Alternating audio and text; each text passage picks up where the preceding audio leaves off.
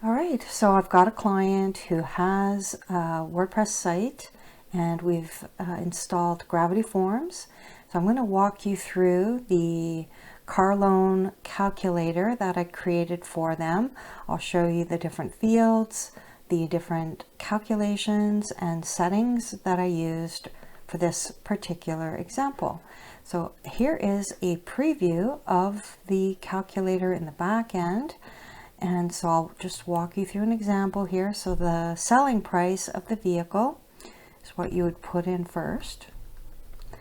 And then once they jump in here, they can either put 0, or let's say that the vehicle that they currently have has a trade-in value of $10,000.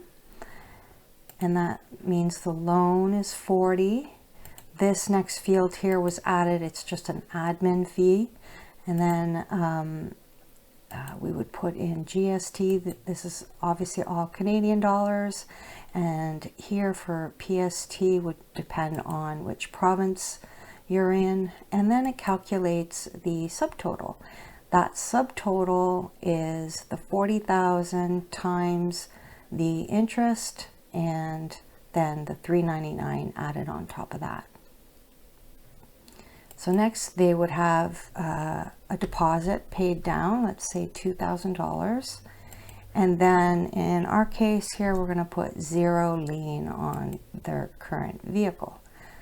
So now we've got a new total with that deposit paid. So $42,799.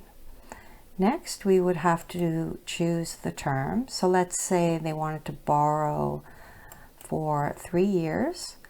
And the rate, the interest rate, we'll say is 6%.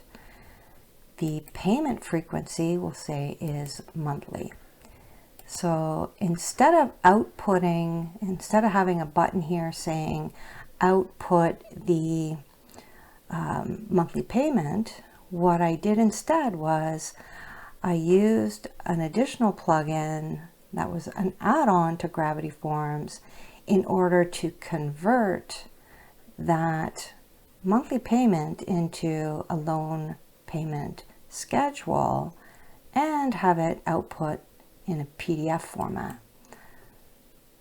So once that is done, then this is what it looks like.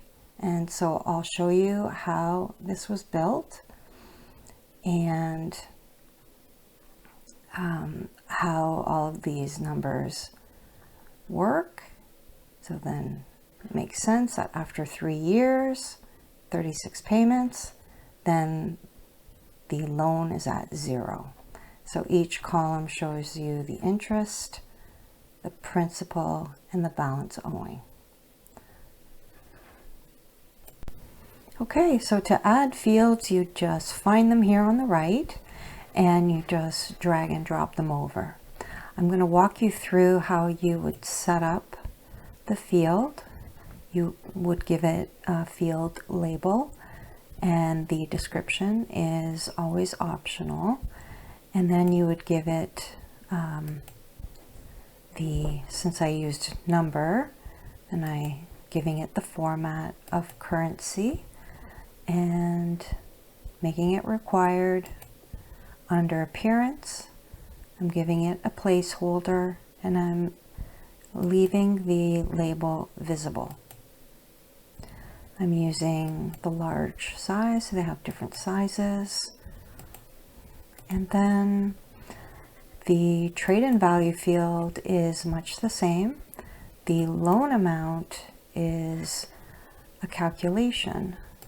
So in general, I would add the calculation.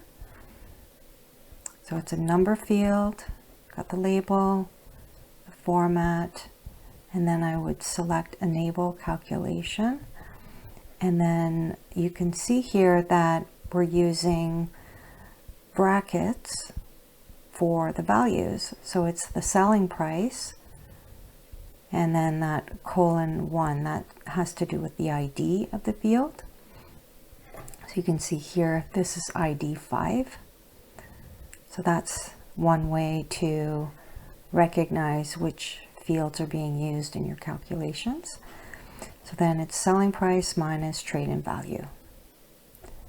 Okay, there is this validate formula here to make sure that you're on the right track. And don't forget, you can always test things by going into preview. So carrying on, we've got the admin fee, and that is a drop down, and there's only the one value of $3.99. And then we've got GST, and that's got the one value of 5%. And then PST, I put in the 3, 6, 7, and 8. So depending on which province you're in, you just put those values in or not. And for the subtotal, it's a number field as well. And using calculation, this is the formula here.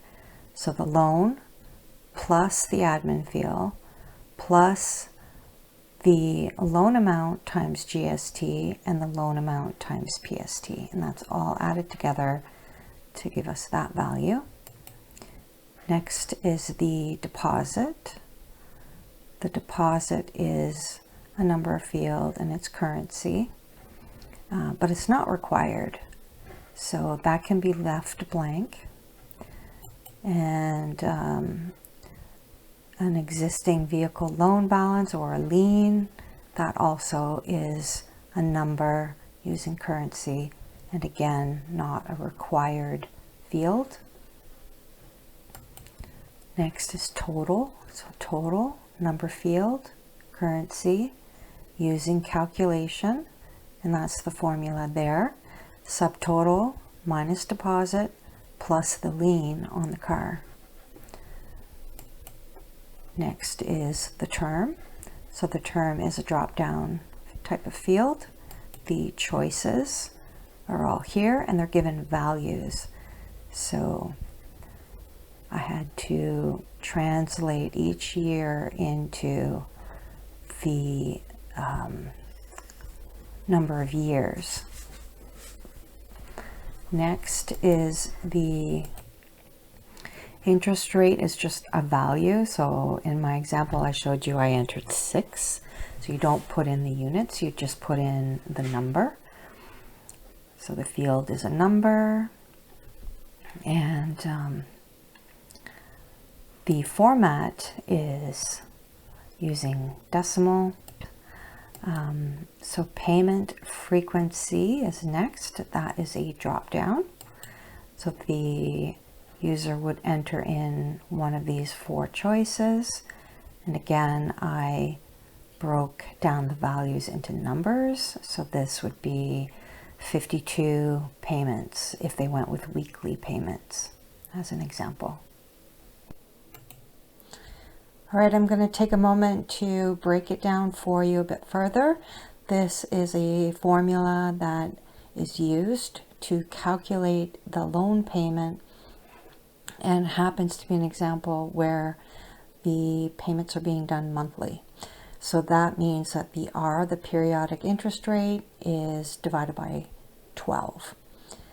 So in my calculator, I made it so that that period can be whatever it is it needs to be, not necessarily 12 payments a year.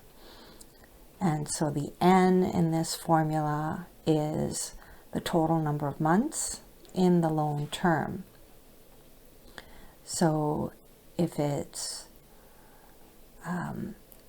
loan term of 3 years, then it would be 12 times 3. All right, so again, they would have chosen monthly, and then the value is 12, and that's what gets used in the calculation for that loan payment. All right, now I wanted to get into some of these hidden fields. So I've got these in place just for the calculator. Nobody sees them. It's all behind the scenes. So they've been labeled hidden fields. So that is done in appearance and then hidden. So you can see they're all toggled to hidden instead of visible. Okay, so now to get into the actual formulas. So the periodic interest rate, it would be, say, 6%. So 6 divided by 100, and then you would divide by the payment frequency. So it would be, if it's monthly, then it would be 12. And again, that gets dictated by what they chose here. So monthly, the value is 12. Next is the number of periodic payments. So that is the payment frequency times the term. So if they chose monthly, that's 12, and the term would be, say, 3 years. So 12 times 3 is 36. So that gives the periodic payments. And then those values get used here within this formula. And I'll put this formula within the description. I'll put all the formulas that matter in the description below. However, keep in mind all along that your IDs are going to end up being quite different than mine. Okay, so formulas are the same, but the IDs are different. All right, this next part here is being used by that add-on plugin that generates that PDF. So I had to capture the principal and the monthly payment within these fields so that I could use them once that PDF was triggered. So getting into that now, I used the GravityExport Lite plugin. So you would go ahead, download that, it's free. There is a paid version. And also, I'll give you this link within the description below. It's in my GitHub, where I am just giving an example, a step-by-step, more for myself so that I would remember and have it documented what I had done. So you can see that they've got their documentation here, and I've linked that, and then I've given you the step-by-step of how to set things up. So I know that was a lot. I'm sure you have a slightly different calculator that you're working on. Don't hesitate to put your questions below, and I'll see you there.